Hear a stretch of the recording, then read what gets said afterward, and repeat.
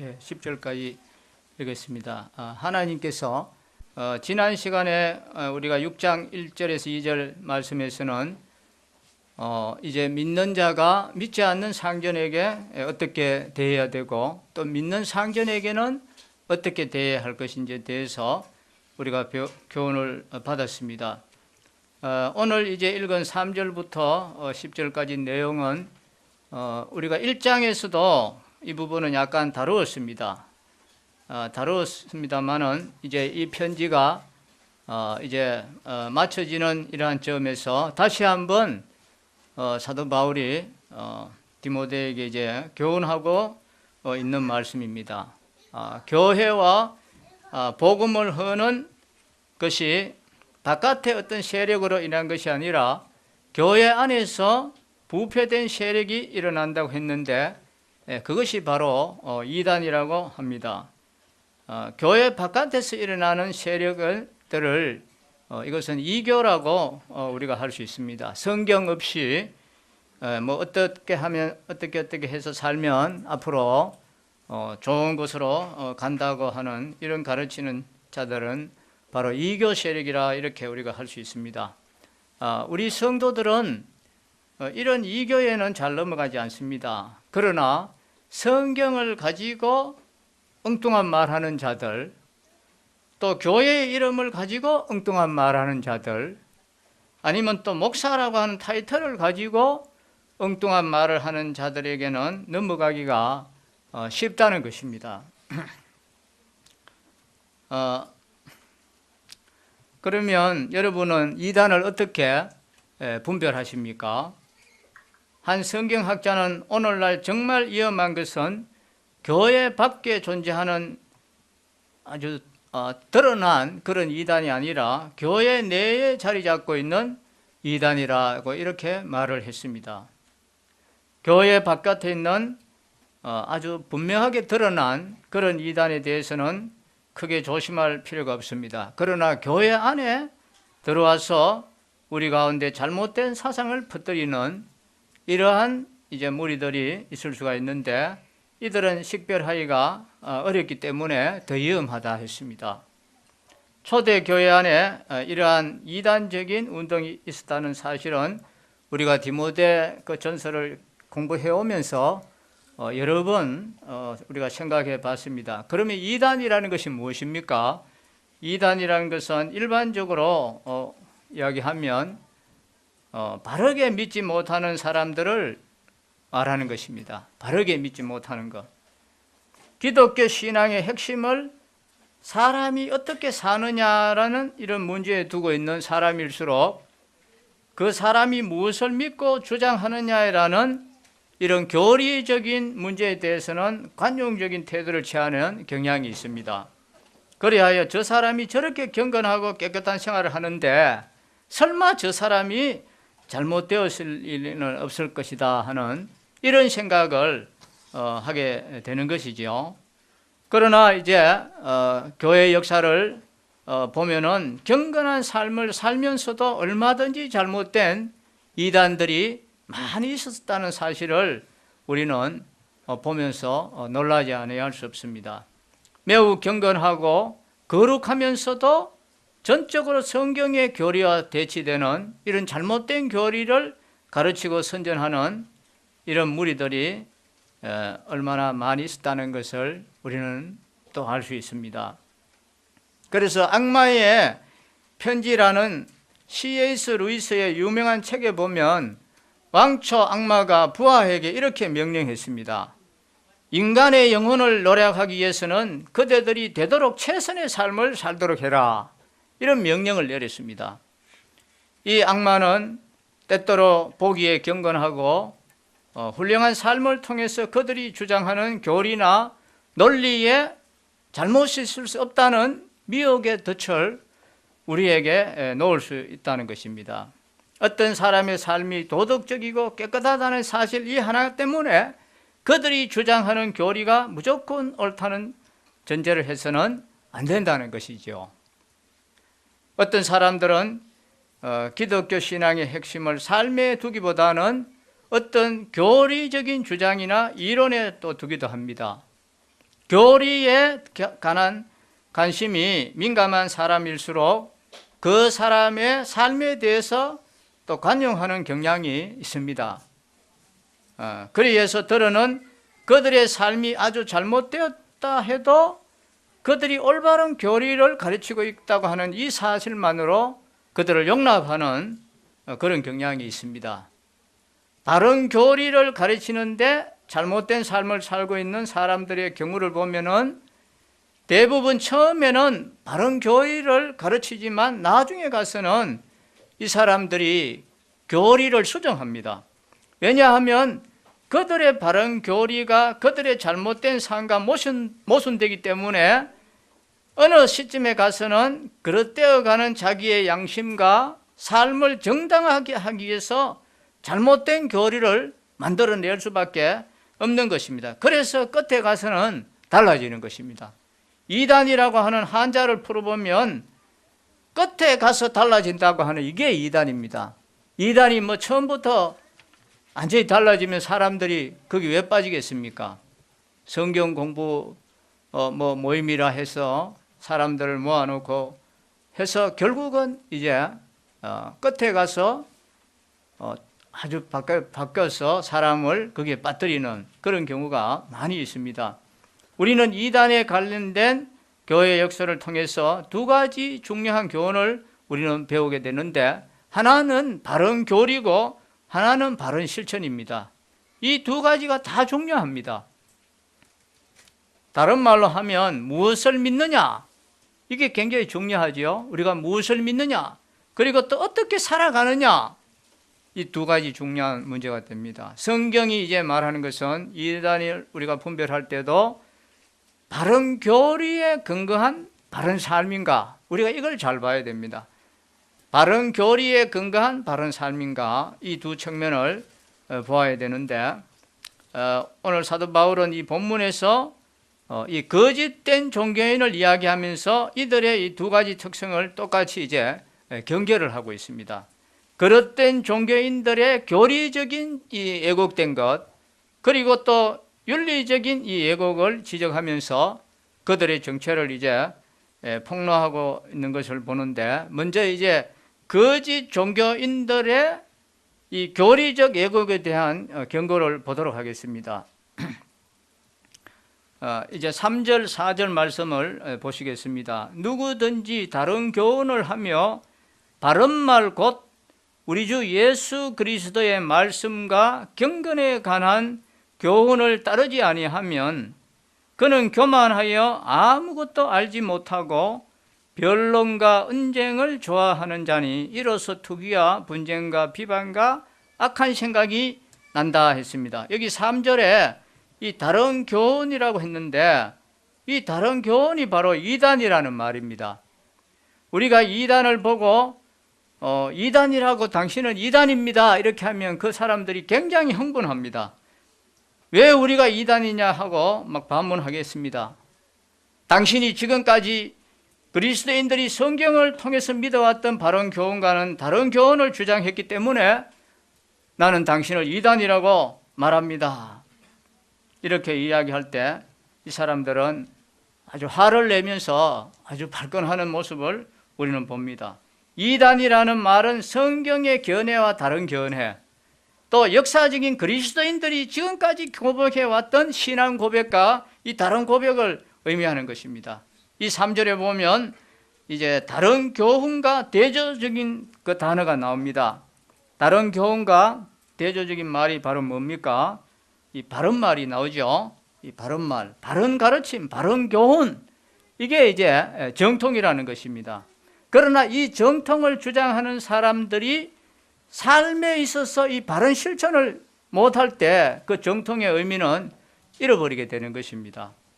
삶의 내용이 담겨져 있지 않으면 그 정통이 의미가 없어지는 것이죠. 이 정통은 바른 실천을 낳아야 됩니다. 그러나 3절 말씀은 이제 바른 교훈의 중요성을 강조하고 있는데, 이제 이 3절에서는 바른 말, 바른 교리를 어떻게 설명하고 있습니까? 예수 그리스도의 말씀이라고 합니다.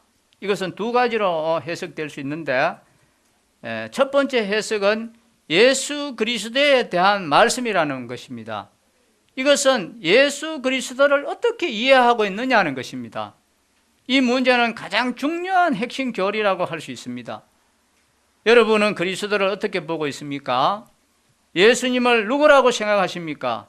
예수 그리스도에 대한 바른 신앙을 고백하고 있습니까? 그리스도는 누구이십니까? 질문에 대한 성경적인 대답은 그리스도는 참으로 하나님이시고 또 참으로 사람이라는 것입니다.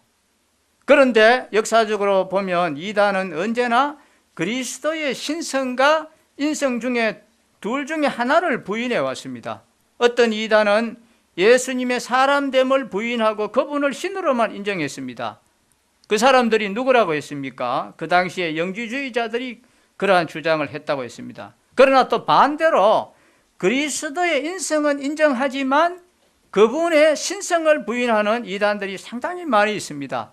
하나님으로 인정 안 한다는 것입니다. 그리스도를 어떻게 생각하느냐?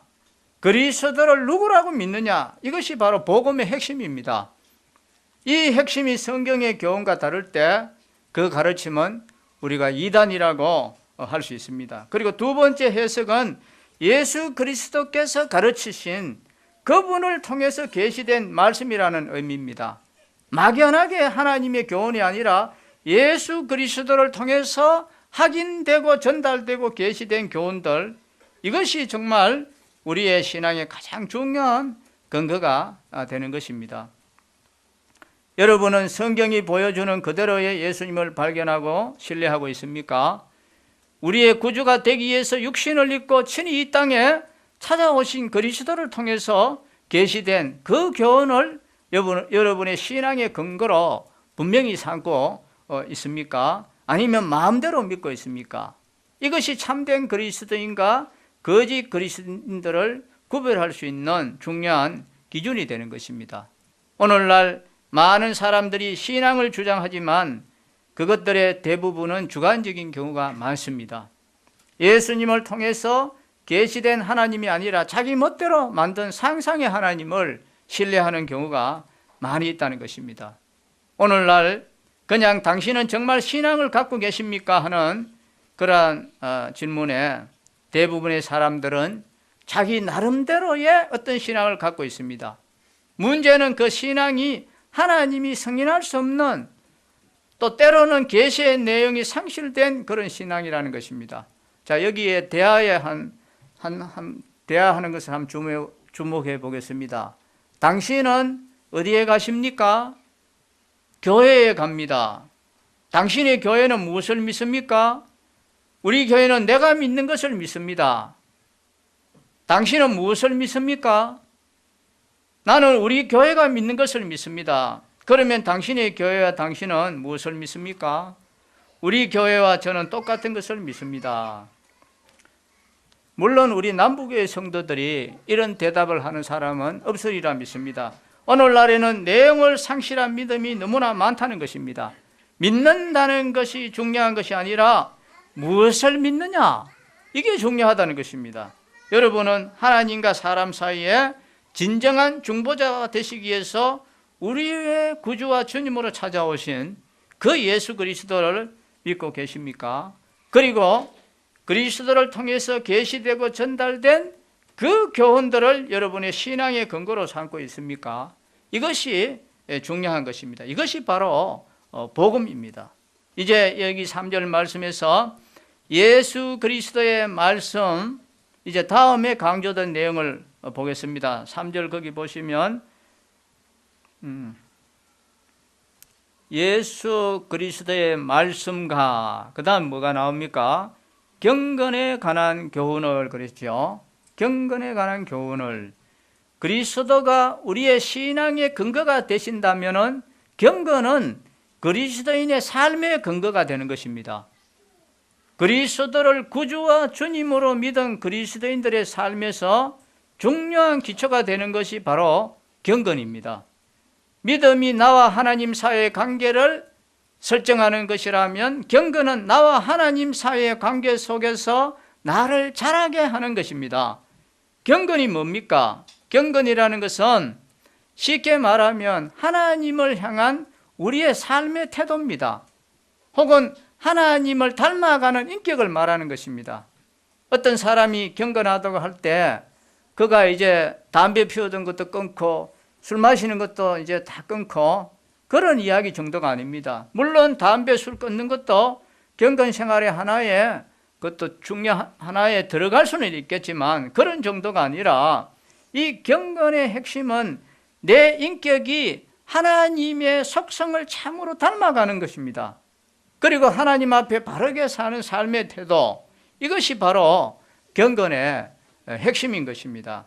신앙생활에 가장 중요한 알파와 오메가가 있다면 그것은 바로 믿음과 경건이라고 하는 이 두 단어로 우리는 압축할 수 있습니다. 그리스도를 믿는 믿음으로 나와 하나님 사이의 관계가 맺어지고 그 다음에 이 경건을 통해서 하나님을 향해서 내 삶이 성숙해 가는 것입니다.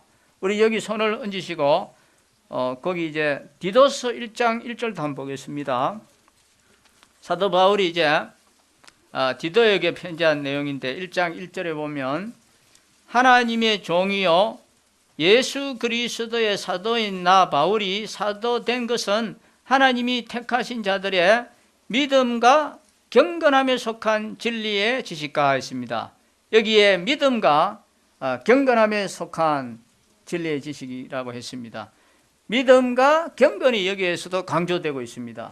우리는 그리스도를 믿는 믿음으로만 하나님을 알 수 있고 그분을 신뢰할 수 있습니다. 그리고 경건한 삶을 통해서만 성숙해 갈 수 있습니다. 여러분은 예수 그리스도를 믿는 믿음에 대한 교훈과 경건에 관한 바른 교훈을 성경을 통해서 참으로 이해하고 계십니까? 그리고 바로 이 교훈을 여러분의 신앙과 삶의 기초로 삼고 계십니까? 바른 교훈이라는 말은 이것은 올바른이라는 말입니다. 올바른, 틀리지 않는 교훈이라는 말입니다. 즉 건강한 교훈이라는 그런 말이지요. 그러면 반대말은 뭡니까? 병든 교훈이라는 것입니다. 어떤 교훈은 우리를 병들게 만듭니다. 이단자들이 가르치는 교리는 우리의 영혼을 병들게 하고 우리의 삶을 망칠 수가 있습니다. 뿐만 아니라 우리의 영혼을 영원히 파멸시킬 수도 있습니다. 그래서 성경은 이단에 관해서 아주 신랄하게 경고를 하고 있습니다. 왜 모든 종교인들이 조금 용납하는 너그러움을 갖지 못할까? 결국 다 천당 가자는 것인데 왜 예수 믿는 사람들은 그렇게 아우성을 치는가? 타 종교인들이 이렇게 말하면서 우리에게 접근해 오는 것을 종종 볼 수가 있습니다. 그러나 우리는 영혼을 망치는 교리를 간용할 수 없는 것입니다. 그것은 바로 그 사람에 대한 사랑 때문에 그렇습니다. 그가 살아가야 할 분명한 길인 생명의 길이 있음에도 불구하고 그 길에 관해서 침묵을 지키는 것은 바로 범죄이기 때문에 그렇습니다. 바른 교리는 그것이 단순히 틀리지 않다는 면에서만 중요한 것이 아니라 그것은 우리에게 생명을 주기 때문에 이것은 대단히 중요합니다. 이단자들은 우리를 생명으로 인도할 이 바른 교훈을 왜곡시키고 또 대신에 다른 교훈을 가르치고 있습니다. 그래서 바울은 우리 주 예수 그리스도의 말씀에 대한 확신과 경건에 대한 확신을 계속적으로 지금 강조하고 있습니다. 3절 그 하반절 보십시다. 경건에 관한 교훈을 따르지 아니하면 이렇게 했습니다. 경건에 관한 교훈을 따르지 아니하면 즉 그리스도에 대한 바른 신앙 못지않게 이 경건에 대한 바른 신앙도 대단히 중요한 것입니다. 그리스도를 바르게 안 사람은 누구나 경건을 향한 삶을 이제 시작하게 되겠습니다. 우리가 어떤 설교를 들을 때 또 성경 공부를 할 때 그것이 바른 것인가 잘못된 것인가를 분별하기 위해서는 우리가 두 가지를 질문해 봐야 됩니다. 그 설교와 가르침이 나를 하나님과의 바른 관계로 인도하고 있는가 하는 이 질문을 던져봐야 되고, 또 두 번째 질문은 그것이 나의 인격을 하나님을 닮아가는 가도록 만들고 있는가라는 이 질문을 해봐야 됩니다. 어떤 가르침은 우리의 귀를 즐겁게 해주고 우리에게 놀라운 통찰력을 제공해 주지만 우리의 인격에 진정한 변화를 촉구하지 않는 것이 있습니다. 그러므로 경건에 관한 교훈도 매우 중요한 것입니다. 가끔 잘못된 성경 공부를 하는 사람들이 있습니다. 제일 잘못된 성경 공부를 하는 것은 단순한 지식을 위해서 성경을 연구하는 것입니다. 만일 성경 공부의 핵심을 경건에 두지 않고 지식에만 둔다면 그것은 오히려 사람들을 교만하게 하는 것입니다. 사랑과 경건이 없는 지식은 우리를 교만하게 하는 것입니다. 그리고 지적인 교만은 논쟁을 일으킨다고 했습니다. 이것은 성경 공부의 목적을 모르는 사람들의 모습입니다. 하나님과 바른 관계를 맺고 하나님이 기뻐하시는 인격으로 자라가기 위해서 성경을 공부하는 사람이라면 말씀을 논쟁거리로 삼는 것이 아니라 그 말씀 앞에 자기의 삶을 고민해 보는 것입니다. 내가 고쳐야 될 것이 무엇인가? 이걸 고민하는 것입니다. 내 삶이 어떤 자리에 있는가 하는 것이 우리가 말씀 공부를 통해 계속적으로 우리가 초점을 맞춰야 됩니다. 마치 말씀을 피드백하는 것처럼 판단하고 그렇게 하는 것이 아니라 이 말씀에서 내가 고쳐야 될 것이 무엇이냐 하는 이것이지요. 성경 공부하는 자리에서 논쟁을 일삼는 것은 교리적 이단뿐만 아니라 이 실행적 이단으로도 갈 가능성이 있다는 것입니다. 만일 그리스도에 대한 바른 교훈과 경건에 관한 교훈에 창념하지 아니하면 어떤 결과를 초래한다고 했습니까? 그것이 4절에 나오고 있지요. 4절 보십시다. 그는 교만하여 아무것도 알지 못하고 변론과 언쟁을 좋아하는 자니 이로써 투기와 분쟁과 비방과 악한 생각이 나며 그랬습니다.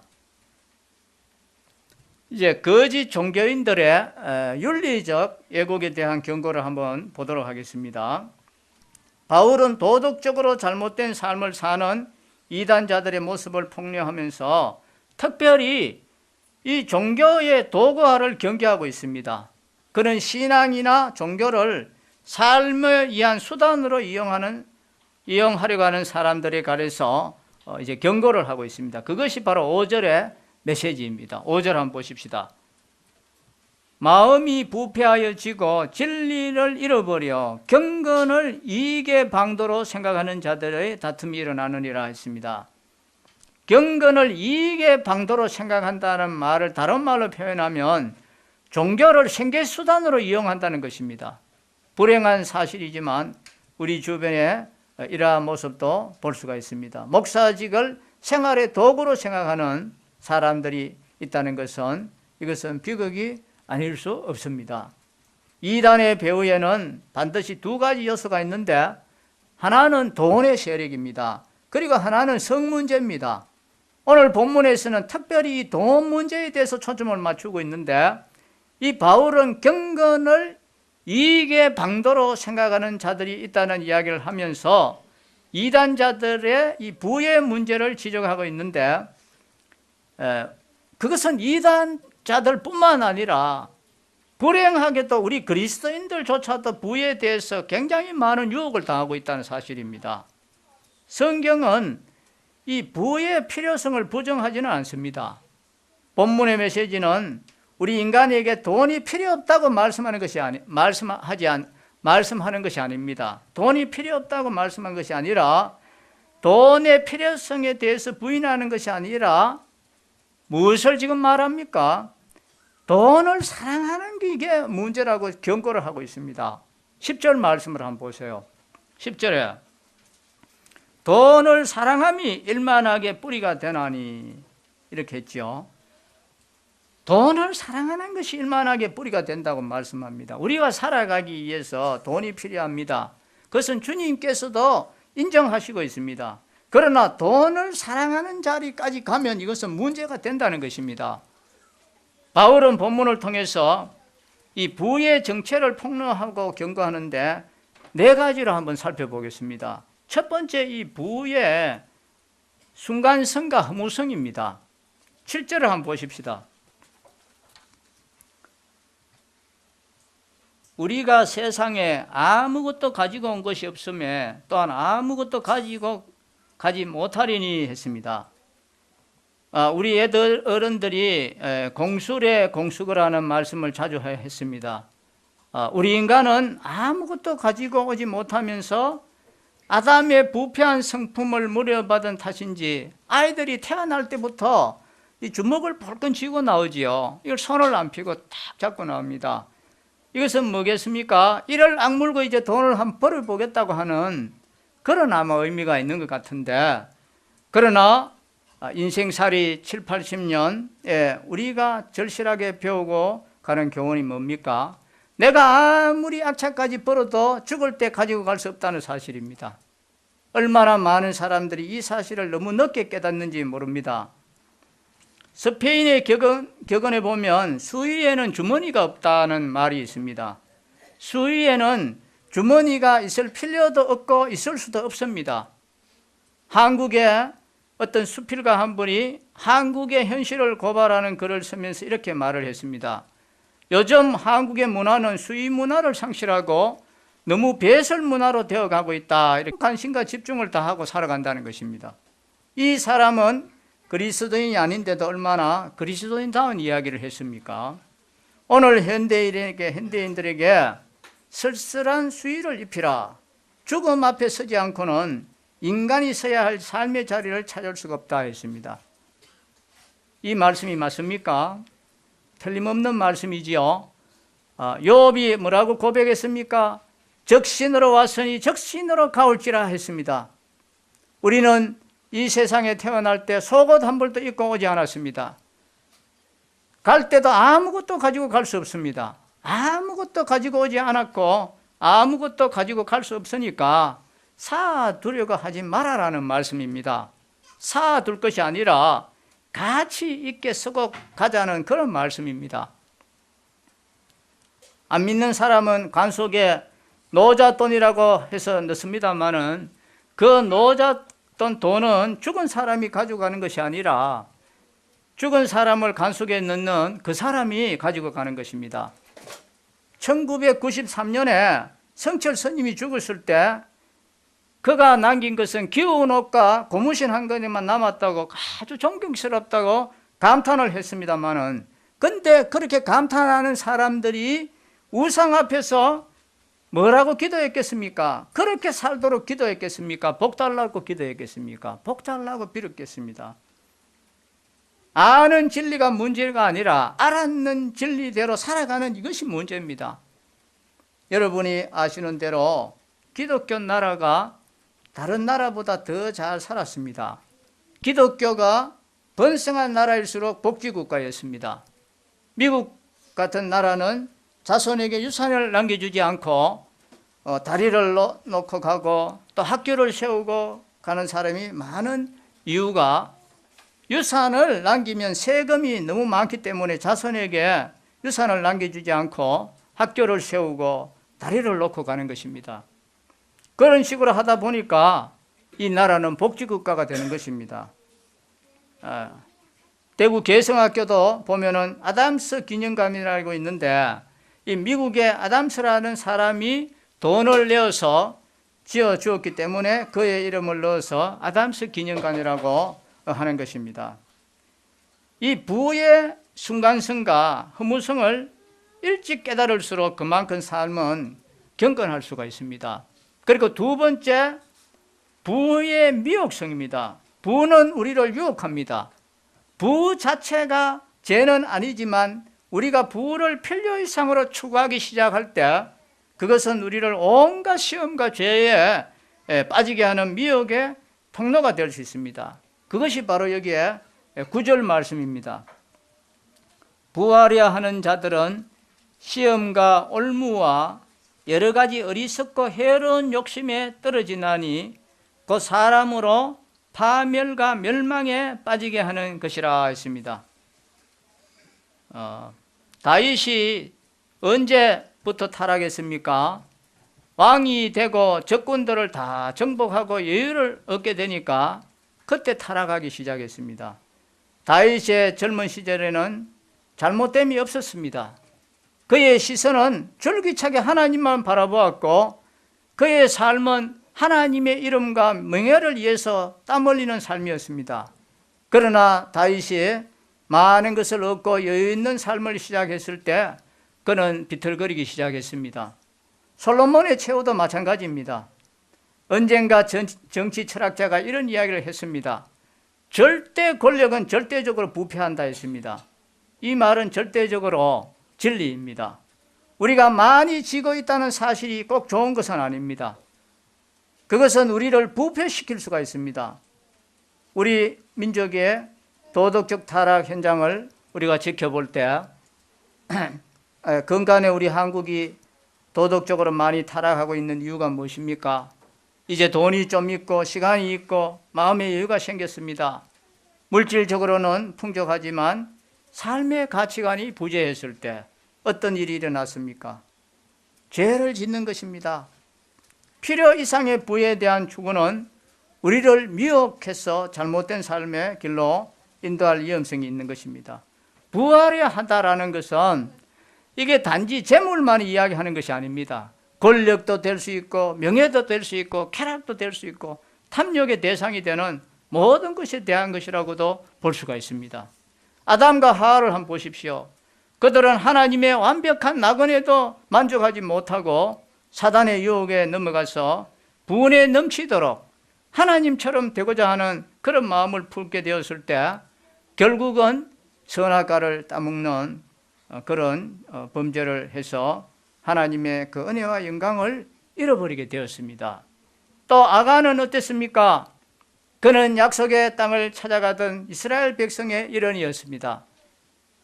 그가 끝까지 참고 인내했더라면 가나안 땅에 들어가서 약속받은 풍요와 행복을 누렸을 것인데, 그러나 그는 여리고 성의 재물을 보자 그 마음의 매력을 느끼고 탐심이 일어나서 결국은 어떻게 되었습니까? 가족 모두가 멸망하고 말았습니다. 돌에 맞아 죽었습니다. 또 가룟 유다는 어땠습니까? 그는 주님의 제자였지만 쓸데없는 재물에 탐욕을 부리다가 결국은 제자의 영광스러운 직분도 잃고 치욕스러운 죽음으로 인생을 마감했던 것입니다. 이러한 일은 오늘날에도 동일하게 일어나고 있습니다. 이 세상에는 생활에 필요한 것들이 족하게 있음에도 불구하고 필요 이상의 탐심을 채우고자 온갖 방법을 다 동원하는 사람도 있습니다. 그들은 자신의 탐심을 채우기 위해서 사기를 치고 도박을 하고 밀수를 하고 마약을 하고 음란물을 팔고 심지어는 임신매매까지 하는 아주 극악한 범죄를까지 저지르고 있습니다. 제가 공무원에 근무할 때 장인 정신이라고 하는 교육을 시켜주신 구본대 소장님이라는 분이 계셨어요. 이분이 이제 강의를 하시면서 참 이분 훌륭하신 분입니다. 참 몸으로서 자기가 다 그 대구시를 위해서 헌신하신 분인데, 사람들이 뇌물을 가져오면 이걸 돌려보내주면서 내가 책을 좀 읽도록 해달라 이렇게 부탁을 합니다. 그 뇌물을 받으면 책이 안 들어온다는 거예요. 그래서 다른 말 안 하고 내 책 좀 읽게 해달라 이런 부탁을 하면서 돌려보내주는 참 훌륭한 분이었습니다. 저도 이제 가끔씩 이 물질의 욕심이 순간순간 싹 들어올 때가 있습니다. 그럴 때는 이 성경을 펴도 깨달아지지가 않아요. 물질의 욕심이 싹 들어오고 나면은 성경이 깜깜해져요. 깜깜해지고 하나도 깨달아짐이 없어요. 그럴 때 다시 주님 앞에 이게 내가 잘못됐구나 하고 회개하고 다시 버리는 그런 경우를 저도 가끔씩 일어나고 합니다. 그 다음 이 세 번째는 부의 반신앙성입니다. 그 10절에 보십시다. 10절에 보면 돈을 사랑함이 일만하게 뿌리가 되나니 이것을 탐내는 자들은 미혹을 받아 믿음에서 떠나 많은 근심으로서 자기를 찔렀도다 했습니다. 여기 돈을 사모하고 사랑하는 사람들이 미혹을 받아 어떤 치명적인 결과를 초래한다 했습니까? 믿음에서 떠나게 된다 했습니다. 이게 얼마나 무서운 일입니까? 많은 사람들이 먹고 살기에 바쁘다는 핑계를 대면서 교회에 출석을 하지 않습니다.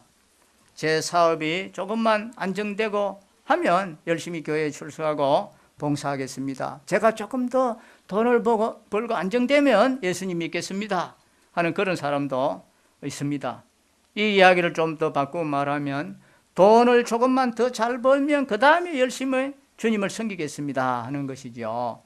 그러나 재미있는 사실은 이렇게 이야기하는 분들이 사업이 조금 더 잘 되면 주님 앞에 점점 더 멀어집니다. 그렇다고 우리가 그 사람의 사업이 망하게 해달라고 또 기도하지는 할 수가 없잖아요.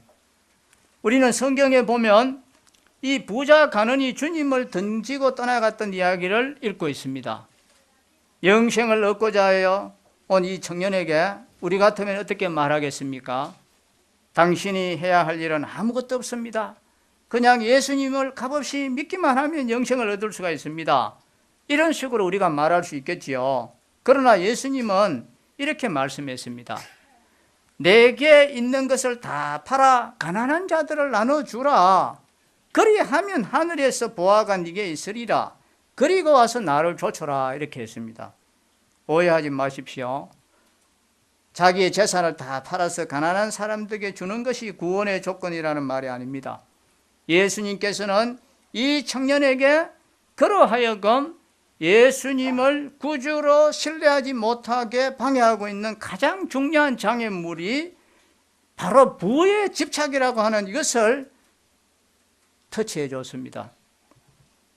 이 부의 집착을 놓지 못하면 어떻게 예수님을 구주와 주님으로 믿을 수 있겠습니까? 당신이 아니고는 구원받을 수가 없습니다. 당신만의 나의 주님이시고 나의 구주가 되십니다. 오 나의 주님이라고 고백이 터져 나오기 위해서는 돈에 대한 집착을 버려야 했습니다. 그래서 부자가 천국 가기가 낙타가 바늘귀로 들어가는 것보다 더 어렵다고 했는 것 같습니다. 예수님께서는 이 작업을 위해서 그 청년에게 우상을 헐어버리도록 도전하고 계신 것입니다. 성경은 말하고 있습니다. 그가 큰 부자인 거로 이 말씀을 듣고 심히 근심하더라 그랬습니다. 성경에서 주님을 등지고 떠나가던 이 청년의 뒷모습처럼 비극적인 모습은 없을 것입니다. 필요 이상으로 부를 추구하는 것은 우리를 신앙에서 멀어지게 할 가능성이 많다는 것입니다. 그리고 네 번째, 이 부의 파멸성입니다. 9절 제일 마지막 이제 끝에 보면 이런 경고를 하고 있습니다. 9절 제일 끝에 한번 보십시오. 곧 사람으로 파멸과 멸망에 빠지게 하는 것이라 했습니다. 여기서 빠진다는 단어는 침몰한다는 말입니다. 멸망 속으로 침몰한다는 말입니다. 10절 마지막 부분을 한번 보십시오. 10절 마지막 부분에 믿음에서 떠나 많은 근심으로서 자기를 찔렀도다 그랬습니다. 필요 이상으로 부를 추구할수록 근심이 많아집니다. 돈을 벌기 위해서 고심하고 또 번 돈을 지키기 위해서 또 근심하는 것입니다. 아마 저는 이렇게 해도 못할 것 같아요. 그래서 많이 안 주는 것 같습니다. 저는 감당이 안 될 것 같아요. 아무리 생각해도. 찔렀도다 했습니다. 누군가가 부는 아름다운 꽃과 같은 것이라고 말씀했습니다. 사람들은 이 아름다운 꽃을 추구하다가 그 줄기에 붙어있는 가시에 찔리게 됩니다. 피를 철철 흘리기 시작합니다. 인격은 너덜너덜해지고 주님에게서 멀어지고 인간관계에서는 갈등과 오해와 불신을 낳습니다. 차라리 가난했었더라면 하는 생각이 들지 않았겠습니까? 부를 추구해 나가다가 심적 고통을 느끼니까 자기를 학대하는 삶을 살게 되는 사람들이 있습니다. 물론 다 그런 것은 아닙니다. 훌륭한 그리스도인 부자의 예도 얼마든지 있을 수 있습니다. 그러나 그것은 적은 숫자이고 보통 사람들은 부를 추구할수록 그것이 가져다 주는 유익보다는 그것의 가시에 찔릴 가능성이 훨씬 많다는 사실을 우리는 기억해야 됩니다. 자신은 예라고 우리는 생각하지 말아야 됩니다. 돈의 맛을 보기 시작하면 누구든지 타락하고 부패할 가능성이 있는 것입니다. 인간이 타락하는 것은 암을 발견하는 것과 비슷하다고 했습니다. 어느 날 갑자기 진단을 받아보니까 암입니다. 그때는 이미 늦었습니다. 너무 늦기 전에 자신의 삶을, 자신의 부패성을 하나님 앞에서 돌아보고 구원받은 그리스도인으로서 하나님과 바른 관계를 맺어가야 하는 것입니다. 이럴 때 우리의 삶에 주어질 최대의 과제는 무엇입니까? 본문에 의하면 그것은 경건을 추구하는 것입니다. 하나님이 기뻐하시는 인격을 이루어가고 하나님을 향한 삶의 깊이를 성숙시켜 나가는 삶인 것입니다. 옛날 청교도들은 필요 이상으로 소유하는 것을 아주 두려워했다고 합니다. 그렇다면 필요의 기준은 도대체 무엇입니까? 그럴 것이 있으면 족하다 했습니다. 그것이 필요의 기준입니다. 청교도의 고백을 들어보십시오. 필요 이상으로 주어진 것은 그것은 우리로 두 가지의 책임을 갖게 한다. 하나는 감사해야 할 책임이고 또 하나는 나누어야 할 책임이라고 했습니다. 그들은 언제나 하나님이 필요 이상으로 주신 것은 주변의 사람들을 돌아보고 뜻있는 일을 하는데 사용해야 한다는 이 책임의식을 가졌던 것입니다. 그들은 자손들에게 재산을 물려주는 것을 최대의 수치로 알았습니다. 그래서 그것을 자손들에게 물려주는 대신에 큰 학교를 짓고 장학사업을 하고 하나님의 사역을 위해서 드렸습니다. 미국의 학교 재단이나 교회의 대부분이 초기에 이 신대륙의 이민은 이 사람들의 유산에 의해서 이루어졌다고 합니다. 우리는 청교도들의 이대한 신앙 고백에서 우리가 교훈을 얻어야 됩니다. 지금까지 우리는 부의 정체를 네 가지 측면에서 생각해 보았습니다. 당시에 많은 사람들이 부를 추구하는 그릇된 삶 속에 빠져서 믿음에서 떠났습니다. 바울이 오늘 본문에서 부의 위험성을 극복하기 위한 중요한 삶의 태도로서 강조하고 있는 덕이 바로 무엇입니까? 바로 6절에 있습니다. 6절 한번 보시겠습니다. 그러나 자족하는 마음이 있으면 경건은 큰 이익이 되느니라 했습니다.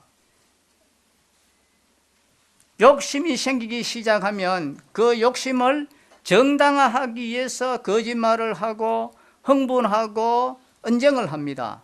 그러므로 경건을 추구할 수가 없는 것입니다. 경건을 추구하기 위해서 가장 중요한 삶의 자리가 무엇입니까? 그것은 자족입니다. 자족. 이미 주신 것으로 만족하고 감사하면은 아우성칠 필요가 없다는 것입니다. 그러므로 경건을 추구할 수 있는 것입니다. 우리가 먹을 것이 있고 입을 것이 있고 잠잘 것이 있으면 되는 것입니다. 그리고 성경의 그 말씀을 봐도 게으르지 않고 성실하게 일하면 어느 정도의 또 자녀들을 교육시켜주고 할 수는 다 있다는 것입니다. 이 셰익스피어는 이런 유명한 이야기를 했습니다. 만족은 최대의 재산이다 했습니다. 만족할 수 있다면 그 사람이 바로 부유한 사람이라고 했습니다. 많이 누리고도 만족하지 못한다면 그 사람은 가난한 사람입니다. 돈이 아무리 많다고 만족합니까? 조금만 더 벌었으면 좋겠다 이야기하지 않습니까? 그래서 바울은 빌립보서 4장 여기 손을 얹으시고 한번 찾아보겠습니다. 빌립보서 4장 11절에서 어떻게 이야기하는지 바울이 이런 고백을 합니다. 4장 11절을 한번 보십시다. 내가 궁핍함으로 말하는 것이 아니니라 어떠한 형편에든지 나는 자족하기를 배웠노니 그렇습니다. 나는 자족하기를 배웠다. 바울이 평생을 두고 배웠던 가장 중요한 삶의 교훈 가운데 하나가 바로 모든 상황 가운데서 감사하고 자족하는 삶의 태도였습니다. 이러한 태도를 가진 사람은 어떤 상황에서도 쓰러지지 않습니다. 여러분은 자족하십니까? 그렇지 않다면 경건 생활에 문제가 됩니다. 자족할 줄 아는 것처럼 위대한 것은 없습니다. 저도 얼마 전까지만 해도 전세 6천을 구했습니다. 길 가다 친구를 만나가지고 야 여기 전세 어디 한 6천짜리 구할 데가 없나 제가 이렇게 물었습니다. 그러니까 같이 가던 제 아내는 굉장히 부끄러워했는데 저는 그 부끄럽게도 생각 안 하고 그냥 제 입에서 툭 튀어나오는 말이었는데 근데 그 친구가 나중에 정말 전세를 하나 구해줬습니다. 그런데 지금은 또 하나님이 하나님의 방법으로 이제 이사 안 가도 되도록 그렇게 또 해주셨습니다. 셰익스피어는 헨리 6세라는 유명한 글에서 만족에 대해서 이런 아름다운 글을 기록했습니다. 나의 면류관은 머리에 있지 않고 내 마음에 있노라. 이 면류관은 다이아몬드나 인디안의 보석으로 장식되지 않았거니 눈에 뵈지 않으나 자족이라 이름하고 왕들이 흔히 소유하지 못하는 면류관이어라 했습니다. 어떤 상황이든지 주님께서 주신 환경으로 알고 만족해하면 필요 이상으로 주신 것에 항송하고 감사하고 그것을 어떻게 나눌 것인지 생각하면서 살아가는 믿음에 부유한 사람들의 모습을 보십시오. 오늘 여러분의 삶의 모습은 어떻습니까? 바른 믿음 생활을 하지 못하는 이단들은 종종 성경에 대한 무지 때문에 자신들이 믿어야 할 올바른 교훈을 알지 못하기도 합니다. 이러한 교리적 이단도 문제지만 우리의 삶 속에서 경계해야 될 또 이단은 이 도덕적인 이단의 자리에 떨어지지 않도록 조심해야 된다는 것입니다. 오 하나님이여, 내 마음과 내 생각을 지켜주시고 주의 말씀 위에 견고하게 서서 진리 앞에 메인바된 하나님의 사람이 되게 해 주시옵소서. 하나님, 그 어느 것에도 노예가 되지 아니하는 자유함을 내게 주시옵소서. 다만 주께만 메인바 되게 하옵소서. 내 눈이